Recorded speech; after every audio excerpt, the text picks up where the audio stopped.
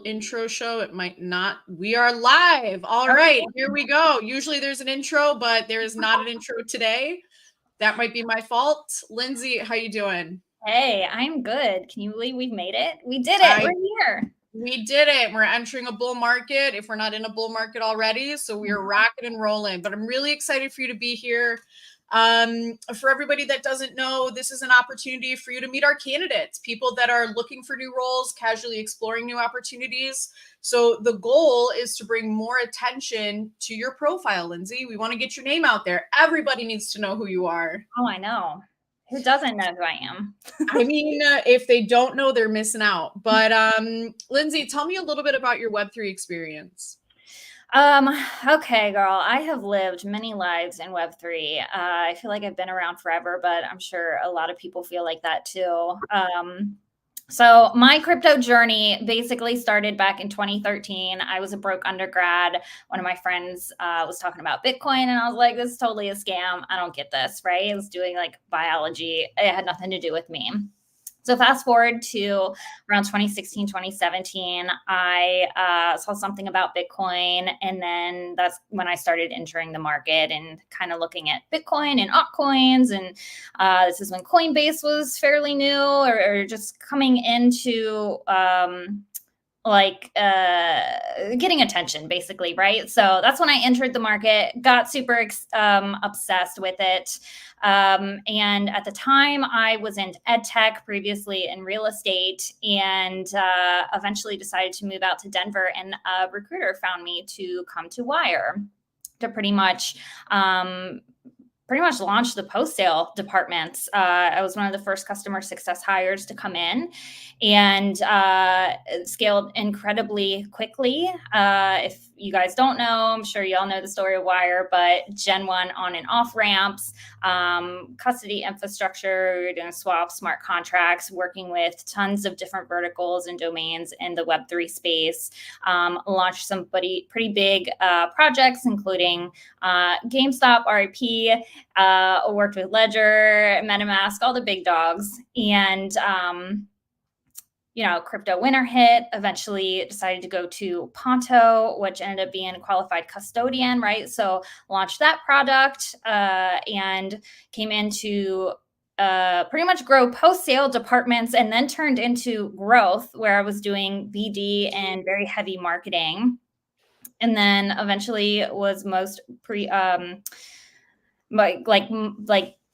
I was at Near and came in to do program management to own their accelerator program, their Web3 accelerator program, and left there back in January. What's the dream job? If you could be doing anything, what would you like to be doing? So for me, it's definitely post-sale, partner-facing roles. There's hardly any of that in Web3 right now. And it just blows my mind. Like, it's incredibly rare right now. Web3 is very sales heavy and engineering heavy, right? And there's really no one to maintain these post-sale relationships to really optimize growth. No one's really thinking about like acquisition cost, retention, in my opinion. And it's hard, I think, for these larger companies to be able to track feedback, to really guide their engineers and their product teams to focus on like these feature requests that are in high demand, in my opinion, right? I mean, if you're not optimizing it for your current partnerships, somebody else is going to do it and they're going to leave. And if you have nobody maintaining those relationships, you're not even going to know that they left. So those are the roles that I look for is leveraging my network, building my network, understanding what these other projects are doing and how they can leverage whatever I'm supporting. Now, you were in Denver. Where are you based now? I am in St. Petersburg, Florida. I had to think. I move around so often. But yeah, I've been here for a year, St. Petersburg, Florida, just under Tampa, if you guys don't know St. Petersburg. Are you looking for something remote, open to going in-house? Remote. and travel. I like going to conferences. I like coming into the office, something where, potentially have a team that I can see maybe quarterly or monthly, something like that. Like, I don't want to be sitting here in Florida. I want to be moving. I want to be getting FaceTime with partnerships and the team. Now, Lindsay, have you managed people before? Yeah. So in my Web 2 days, I had a sales team upwards of 30 people that were across the country. And then for Web 3, and Wire was my biggest team. I had customer success, the user support team. I had the DevRel, or like the technical engineers. So I had 3 departments reporting to me. At the largest, I believe it was right around 52 people, something like that, globally. So like I had 6 different time zones. They were in 3 different countries. It was a lot of fun. And once you're organized like that, it's not hard to manage that many people, especially when you have really good leaders in each department and you trust them to make the right decisions. It's a pretty well-oiled wheel. Now, speaking of leadership, are you more of an in the weeds leader, or are you more strategic? Definitely both. I mean, it is not uncommon for me to jump into calls with partnerships or users just to listen and understand what's going on, and to provide mentorship to my team as well.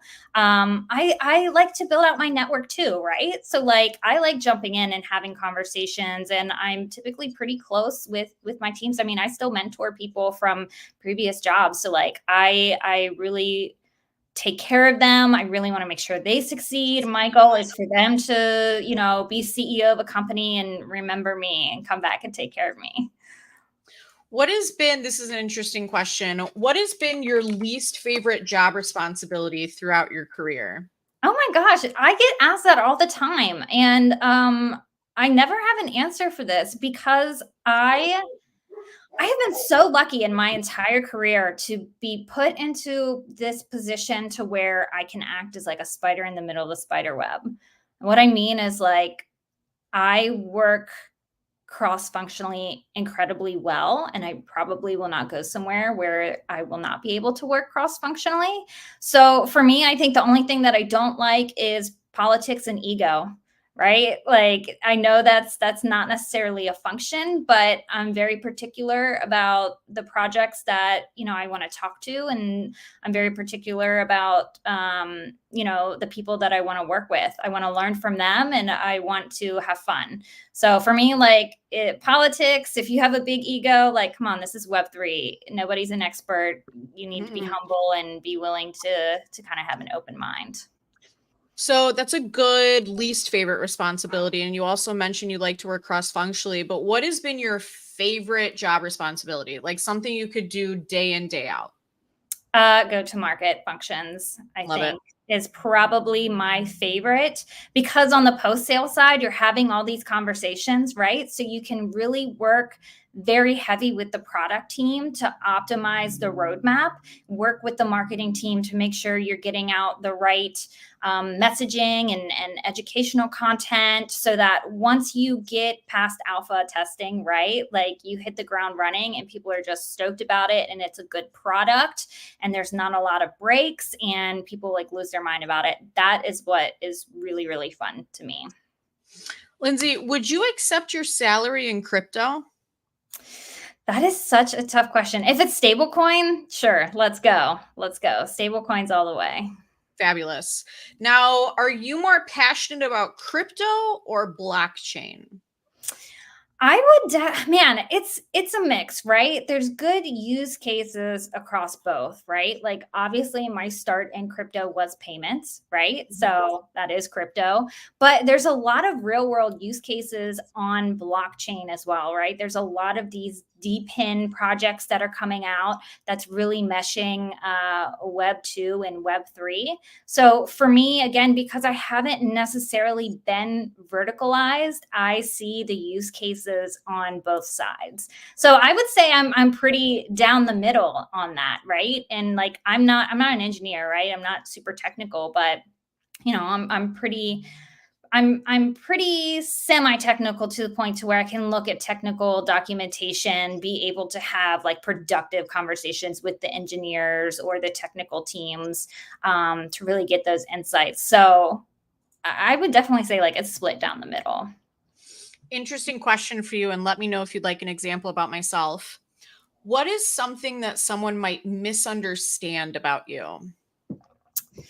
Oh, wow. Misunderstand about me.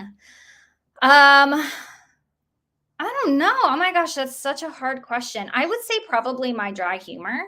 Mm. I'm very sarcastic, right? And it takes people a minute to understand that I am, just kidding or just playing, right? In the Web3 world, it doesn't take that long for people to catch on because the atmosphere is like that, right? Like you have the degens that are all about the memes and cracking jokes, right? But I think in a more operational corporate setting, right? Like enterprise setting, it takes them a minute, right? And obviously I know how to adjust my personality to who I'm talking to. I've been a professional for 15 years at this point, right? So like you need to understand who your audience is. But I would say probably that, like, okay, I'm just being sarcastic, guys.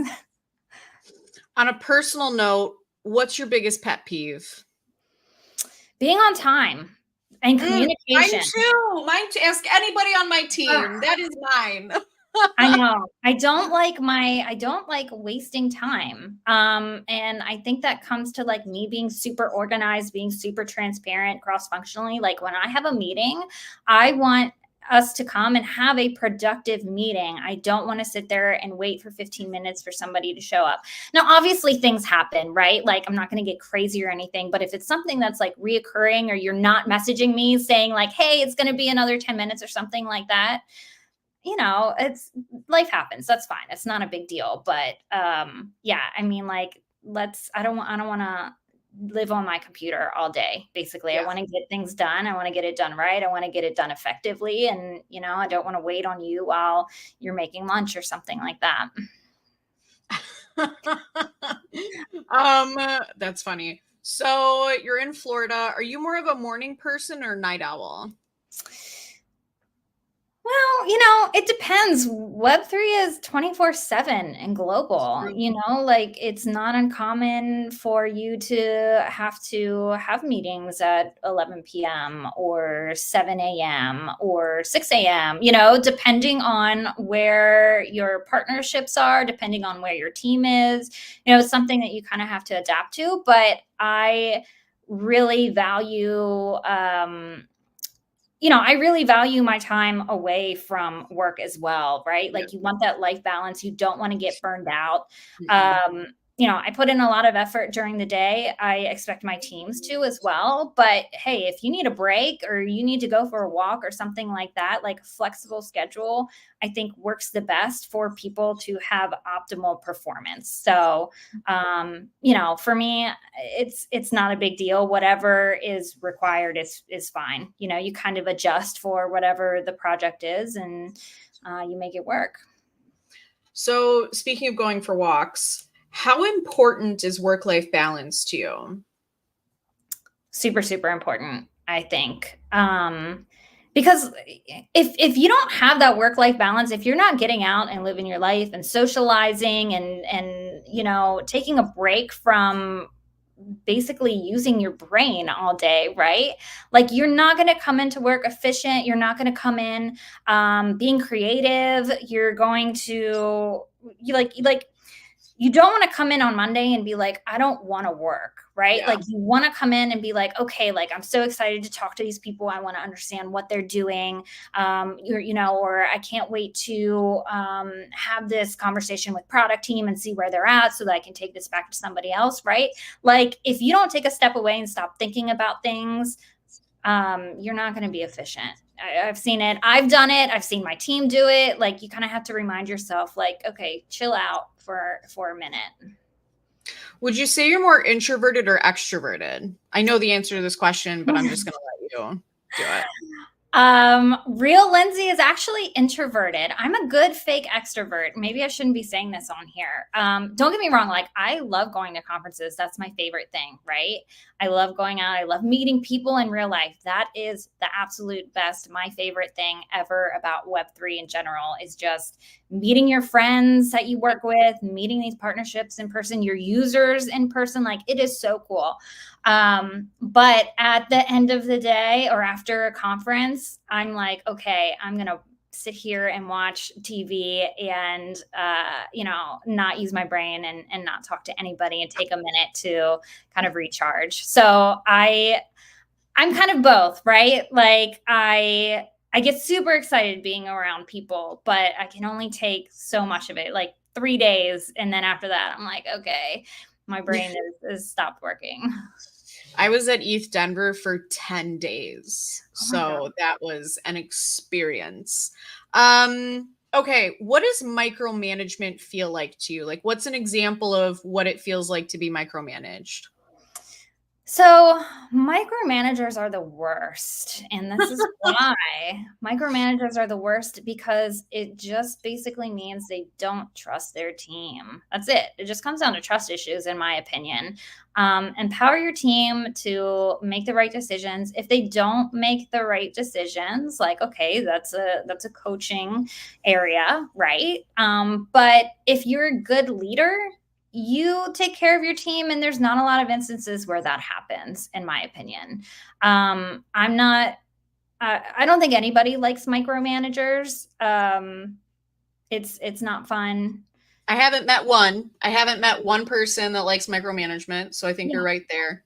nobody likes it. I think it comes down to, it's a weird time in just in working, right? Like, there's so many people that are inside Web3, inside Web2. Like, it doesn't matter where you're at. I think people are a little wishy-washy about what the future holds for them. And I think there's been even more micromanagement because people are afraid to maybe underperform, or they don't feel like they have control and they're on the chopping block. And that's kind of a crappy place to be right now, everywhere, because people are more so worried about getting things right instead of, again, like being creative and doing things better.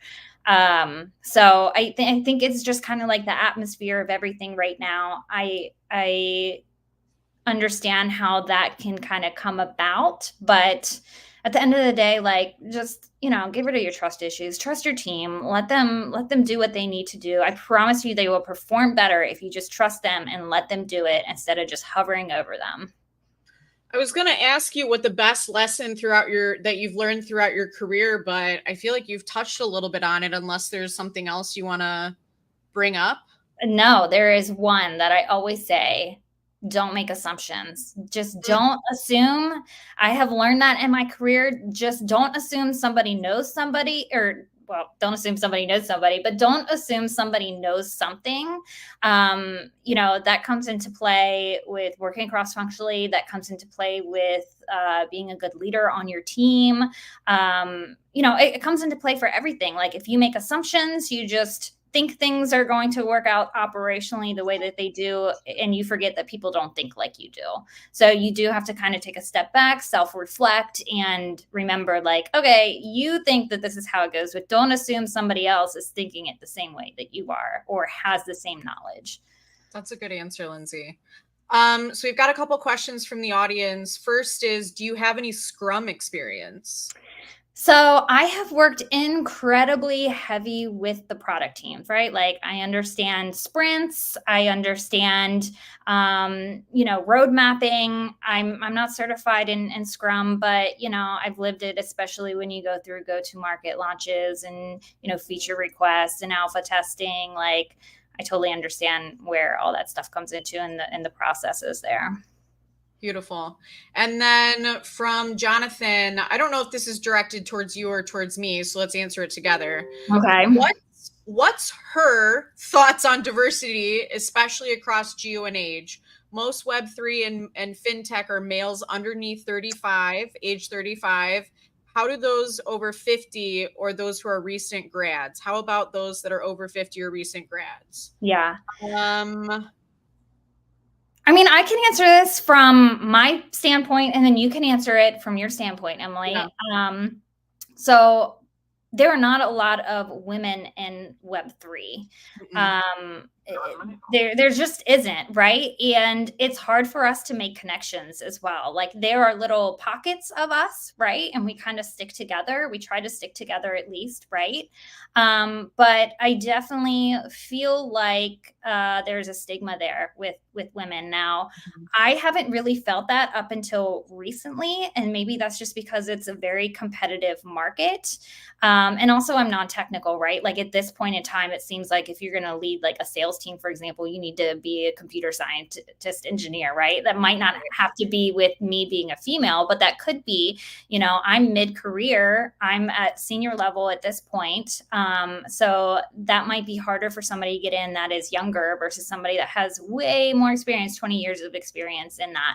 So I think Web3 is very like referral based. If you know somebody, they might not even check all the boxes. They might check 2 of the 10 boxes. But if you know somebody who knows somebody, you are more likely to get into Web3 than somebody who might, be looking into it, be pretty deep into the degen side, but there's less opportunities for them because of that. And that really sucks because I think there's a lot of people that have not quite got their foot in the door, or people that have gotten their foot in the door that are getting pushed out because of that. Yeah. And that's really hard to see at this point. So that's my sentiment.